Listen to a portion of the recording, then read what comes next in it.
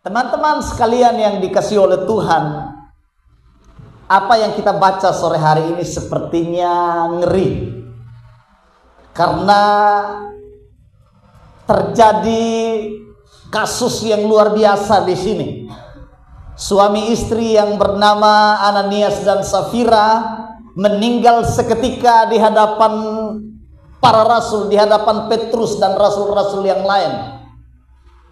Mari kita lihat apa yang menyebabkan hal ini terjadi. Teman-teman sekalian yang dikasihi oleh Tuhan, kalau kita baca di dalam pasal 4 ayat 32 sampai ayat 37, di situ menggambarkan cara hidup jemaat mula-mula. Bagaimana mereka hidup bersekutu, mereka dipenuhi roh, dipenuhi dengan kuasa, dan hidup mereka diubahkan oleh Tuhan. Bahkan mereka memiliki kasih yang luar biasa, kepedulian yang luar biasa. Mereka menjual kepunyaan mereka dan berbagi dengan orang-orang yang berkekurangan. Terjadi kegerakan rohani yang luar biasa di antara orang banyak yang hadir pada waktu itu. Jemaat mula-mula pada waktu itu. Teman-teman sekalian yang dikasihi oleh Tuhan, demikian pun di sini dalam ayat 36 ada seorang yang bernama Yusuf yang disebut juga Barnabas, menjual hasil atau menjual tanahnya, membawa hasil jualan itu ke depan rasul-rasul dan membagikan kepada semua orang, kepada semua jemaat, khususnya yang berkekurangan. Itu Barnabas.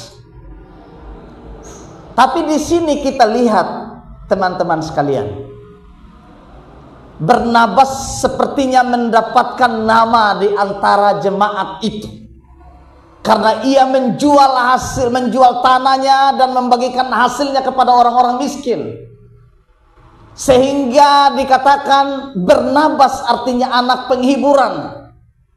Karena sesuai dengan arti namanya, dia telah memberikan penghiburan bagi orang-orang yang berkekurangan, membagi hasil miliknya dengan orang-orang yang berkekurangan. Tapi di sini terdapat juga Ananias dan Safira, sepasang suami istri. Kalau mau diteliti dari pembacaan ini, sepertinya Ananias dan Safira ini mereka cemburu dan iri hati dengan Barnabas. Bahasa sederhananya begini, bukan hanya Barnabas yang bisa jual tanah dan bagi kepada orang-orang miskin, kami juga bisa, kira-kira begitu. Dan motivasi mereka salah. Motivasi mereka menjual tanah dan membaginya kepada orang miskin adalah motivasi yang salah dalam melayani, dalam memberi. Sehingga di sini mereka menanggung akibat dari motivasi yang salah. Makanya yang perlu saya dan saudara pelajari dari kisah ini, yang pertama adalah hindari karakter atau sifat iri hati. Amin. Coba lihat tetangga di sebelah kiri kanan. Masih iri kok dengan dia? Apa yang mau diiri coba? Nah, karakter atau sifat iri hati ini melekat di dalam diri suami istri ini. Secara tidak langsung ia berkata, bukan hanya Barnabas saja yang bisa, kami juga punya tanah, nanti kami pulang, kami jual, kami bagi. Makanya Petrus menyebutnya sebagai, mengapa engkau merencanakan yang jahat ini? Ada kesepakatan yang jahat, ada rencana yang jahat, ada motivasi yang salah. Makanya di sini teman-teman sekalian, pelajaran utama yang saya dan saudara petik dari keluarga Ananias dan Safira, hindari iri hati dan rasa cemburu tentang kelebihan orang lain, tentang apa yang orang lain bisa perbuat. Amin. Kalau engkau melihat mungkin orang lain lebih berhasil darimu, jangan iri. Amin. Jangan iri. Karena bagaimanapun Tuhan juga pasti akan memberkati saya dan saudara dengan cara yang berbeda. Ya. Ananias dan Safira memiliki motivasi yang berbeda. Jadi pelajaran pertama saya ulang lagi, jangan iri hati. Amin. Kemudian pelajaran yang kedua, jangan munafik. Amin. Habis jual tanah itu, mereka bawa hasil atau uang jual itu ke depan kaki rasul-rasul, dan Petrus tanya Ananias, ini semua suku? Ananias bilang, iya semua. Di hadapan orang-orang, supaya ketahuan dia juga suka memberi. Tapi Roh Kudus tahu apa yang menjadi niat kebusukan, kemunafikan dari Ananias. Makanya Roh Kudus berbicara melalui Petrus, mengapa engkau merencanakan yang jahat ini dan menahan sebagian hasil penjualan tanah itu? Bukankah tanah itu mau dijual atau tidak, itu hakmu. Tapi hari ini engkau telah memelihara sebuah kemunafikan. Berdiri di hadapan jemaat dan berkata ini semua, supaya semua jemaat menyaksikan bahwa Ananias dan Safira juga adalah jemaat yang memberi dan suka berbagi dengan orang lain. Teman-teman sekalian, Tuhan membenci dosa kemunafikan. Amin. Tapi saya percaya di sini tidak ada yang munafik. Amin. Amin. Munafik itu pura-pura baik, nah kira-kira begitu. Kalau munafik itu dari bahasa Yunaninya diterjemahkan dari kata hipokrite. Hipokrite itu kayak bermuka dua, begitu lah. Satu di depan, satu di belakang. Ada di sini kok yang muka satu di depan, satu di belakang. Tapi sebenarnya itu gambaran kemunafikan. Jadi hipokrite itu digunakan atau sebutan bagi pemain-pemain drama. Kalau di Yunani, pemain-pemain drama. Jadi dia berperan dengan karakter yang sebenarnya bukan karakternya, kira-kira begitu. Mungkin dia jadi tante yang jahat, padahal di rumah dia baik. Nah ini namanya hipokrite. Hipokrite. Tapi khusus dalam kemunafikan yang ini masalah yang serius.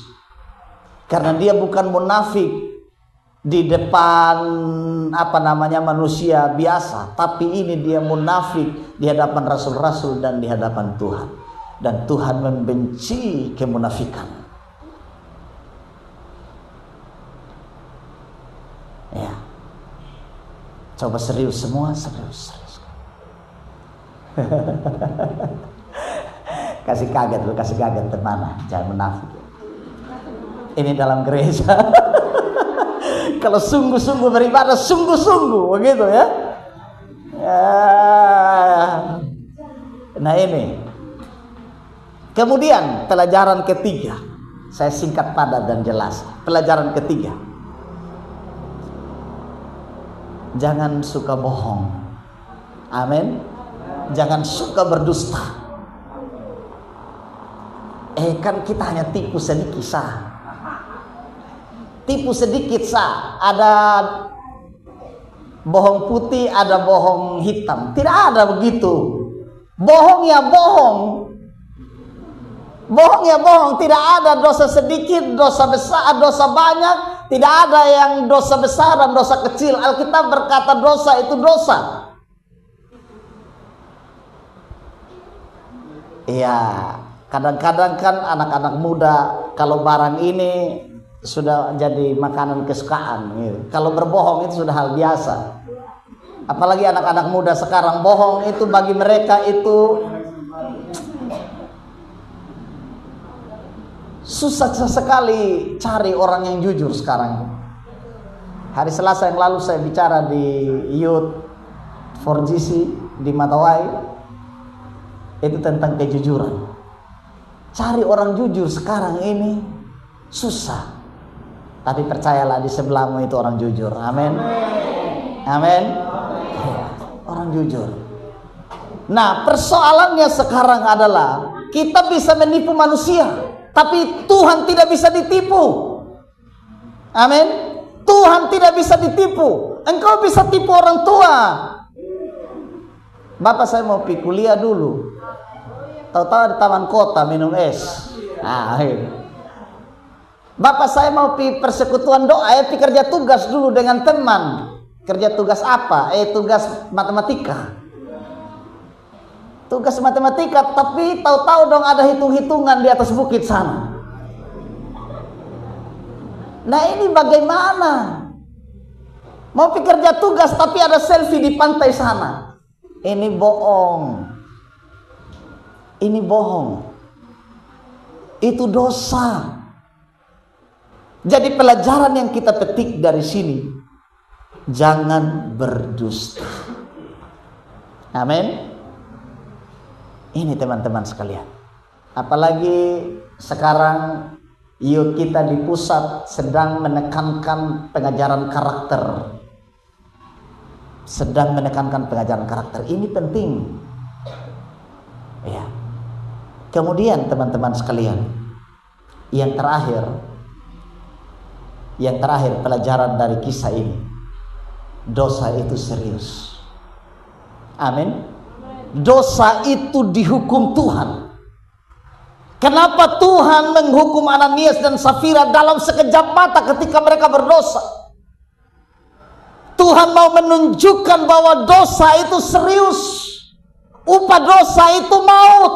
Upah dosa itu kematian. Tuhan bisa saja mengampuni Ananias dan Safira, tapi Tuhan mau menyatakan kekudusannya, bahwa Tuhan tidak bisa dipermainkan. Dosa itu serius. Dan kalau hari ini kita semua masih diberi kesempatan oleh Tuhan untuk hidup, itu pertanda Tuhan masih kasih karunia, kesempatan bagi kita untuk kita bertobat. Amin. Coba kalau ada yang bohong sedikit langsung rebah. Bohong sedikit, berdusta sedikit langsung mati. Berdusta sedikit selesai. Saya yakin dari bangku belakang sampai pertengahan ini